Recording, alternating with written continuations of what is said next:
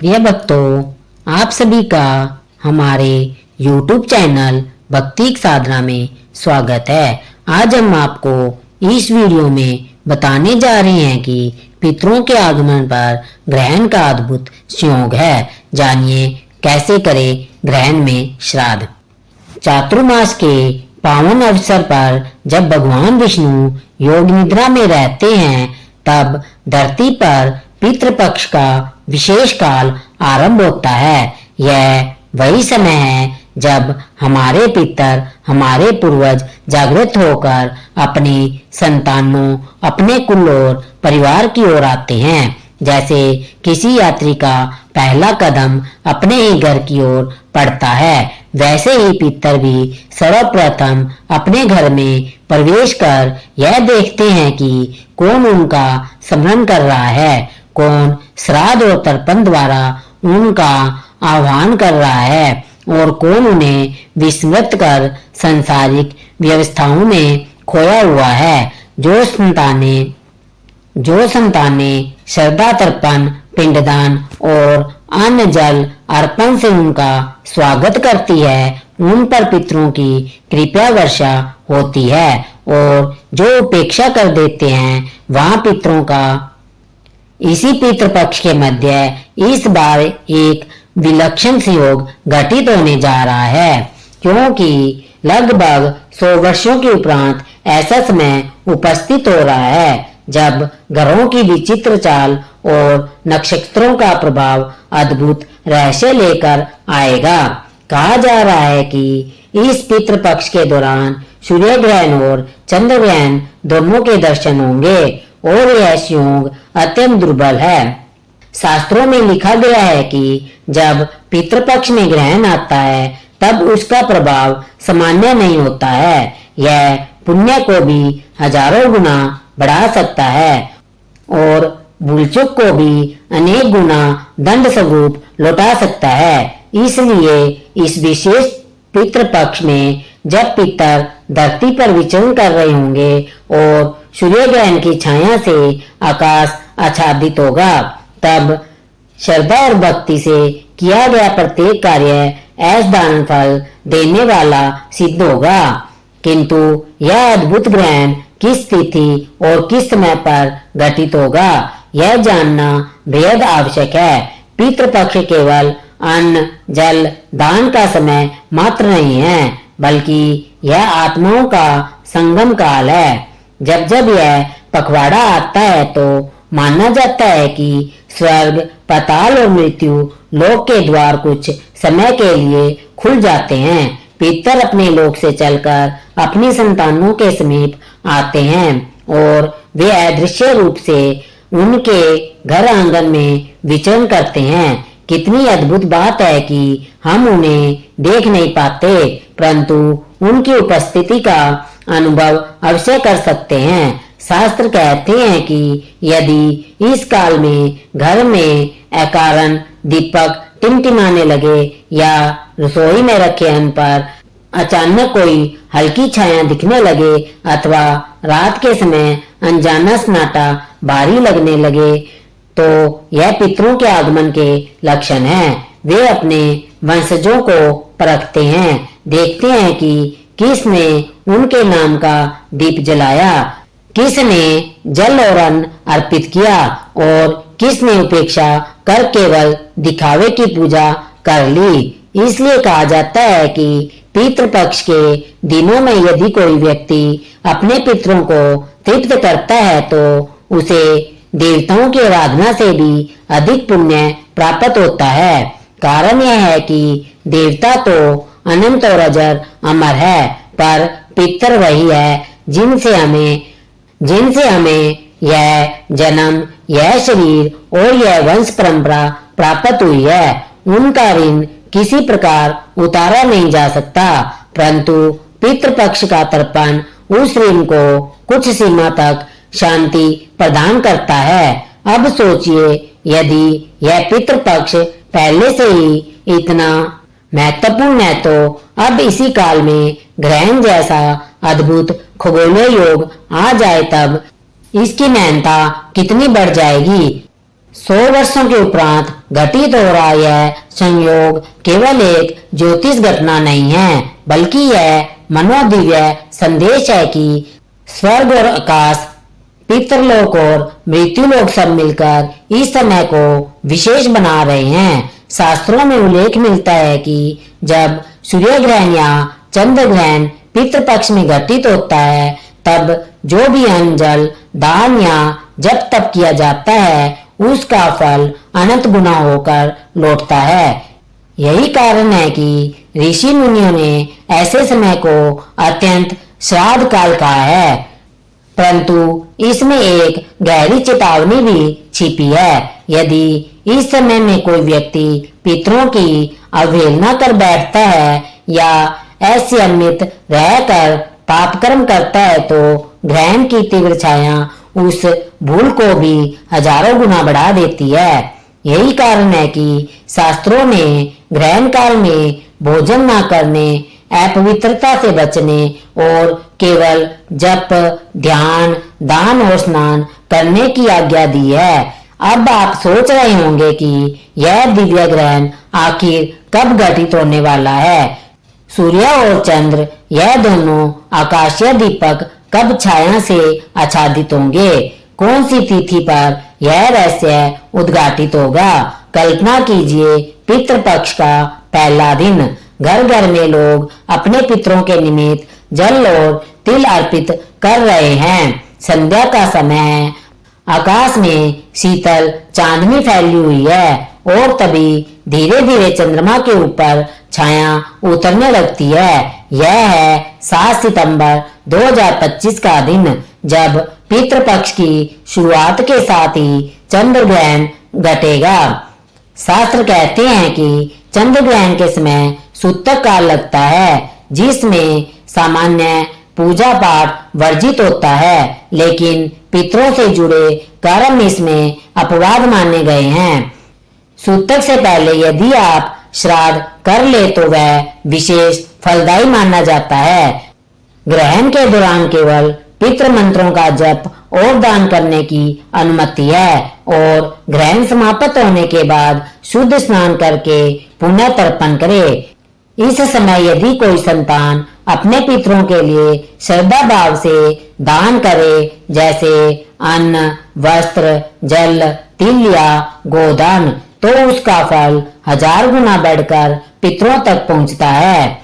यही कारण है कि ज्योतिषाचार्यों में कहा है कि इस चंद्र ग्रहण को केवल ग्रहण मत समझो, यह पितरों की आत्मा को तृप्त करने का अद्भुत अवसर है। अब आते हैं पितृपक्ष के अंतिम दिन की ओर, जो होता है सर्व पितृ अमावस्या, यानी वह तिथि जब केवल अपने पितरों का नहीं बल्कि सभी ज्ञात और अज्ञात पितरों का स्मरण और तर्पण किया जाता है। और उसी दिन 21 सितंबर 2025 को आकाश का सूर्य भी छाया से ढक जाएगा। पितृपक्ष का समापन होगा। सूर्य ग्रहण के साथ सूर्य ग्रहण के समय भी वही नियम लागू होते हैं। ग्रहण के दौरान कोई नया कार्य ना करे, शुद्ध स्नान, मंत्र जप और दान पुण्य करे और ग्रहण समाप्त होने के बाद ही श्राद्ध और तर्पण करे। किंतु क्योंकि यह सर्व पितृ अमावस्या है, इसलिए इस दिन का महत्व और भी बढ़ जाता है। ग्रहण के उपरांत यदि आप पितरों के लिए जल, अन्न और पिंडदान करते हैं, तो पितृदोष का निवारण होता है और पूर्वजों की आत्माएं संतुष्ट होकर आपको आशीर्वाद देती है। अब सोचिए, एक और पितृपक्ष की शुरुआत चंद्र ग्रहण से और अंत सूर्य ग्रहण से।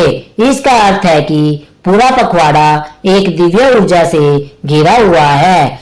जो लोग श्रद्धा से पितरों का श्राद्ध करेंगे, उनके लिए यह अवसर उनके वंशजों का मार्ग प्रशस्त करेगा और जो उपेक्षा करेंगे, उनके लिए पितृदोष और कठिनाइयां लेकर भी आ सकता है। पितृपक्ष का यह पखवाड़ा केवल कोई साधारण काल नहीं है, यह वह समय है जब अदृश्य रूप से हमारे पितर इस धरा पर उतरते हैं। जब जब कोई संतान अपने पूर्वजों को स्मरण करके अन्न जल अर्पित करती है तो पितर उसी क्षण उस घर के आंगन में उस थाली के पास उस जलधारा के समीप उपस्थित होते हैं। धार्मिक मान्यताओं के अनुसार पितर अनेक रूपों में प्रकट होते हैं ताकि वे अपने वंशजों के प्रेम और श्रद्धा को स्वीकार कर सके। सबसे पहला और प्रमुख रूप है कोआ। शास्त्रों में कोए को पितरों का दूत कहा गया है। पितृपक्ष में जब घर की छत या आंगन में रखा भोजन कोए द्वारा ग्रहण कर लिया जाता है तो माना जाता है कि पितर स्वयं तृप्त हो गए हैं और संतान पर उनकी कृपा बरसती है। दूसरा संकेत है चींटियां। यदि पितृपक्ष के दिनों में घर में लाल चींटियों की संख्या अचानक बढ़ जाए और वे आटे या चीनी पर बैठ जाए तो यह पितरों के आगमन का सूक्ष्म संकेत माना जाता है। उन्हें आटा या गुड़ खिलाना अत्यंत शुभ फलदायी होता है। तीसरा रूप है गाय और कुत्ता। गाय में समस्त देवी देवताओं का वास माना गया है और कुत्ते को यमराज का दूत कहा गया है। इसलिए पितृपक्ष में गाय और कुत्ते को भोजन कराना पितरों को तृप्त करने के समान है। शास्त्रों में यहाँ तक वर्णन है कि पितर अदृश्य रूप में स्वयं घर में प्रवेश कर यह देखते हैं कि उनके वंशज कौन उन्हें याद कर रहा है और कौन उपेक्षा कर रहा है। जो श्रद्धा भाव से श्राद्ध तर्पण और दान करते हैं उनके घर में सुख समृद्धि आती है, पर जो भूल जाते हैं या उपेक्षा करते हैं उनके लिए यह काल कठिनाइयों का कारण बन सकता है। यही कारण है कि कहा गया है कि पितरों को प्रसन्न किए बिना देवता भी प्रसन्न नहीं होते हैं। पितृपक्ष की कथा यहीं समाप्त नहीं होती। जिस प्रकार पितरों की कृपा से परिवार में सुख शांति और समृद्धि आती है उसी प्रकार उनकी अप्रसन्नता से जीवन में अनेक बाधाएं भी उत्पन्न हो सकती है। इसे ही शास्त्रों में पितृदोष कहा गया है। यह दोष तब उत्पन्न होता है जब संतान अपने पूर्वजों को विस्मृत कर देती है और उनके लिए श्राद्ध तर्पण या दान पुण्य नहीं करती, या फिर किसी कारणवश पितरों की आत्माएं तृप्त नहीं हो पाती।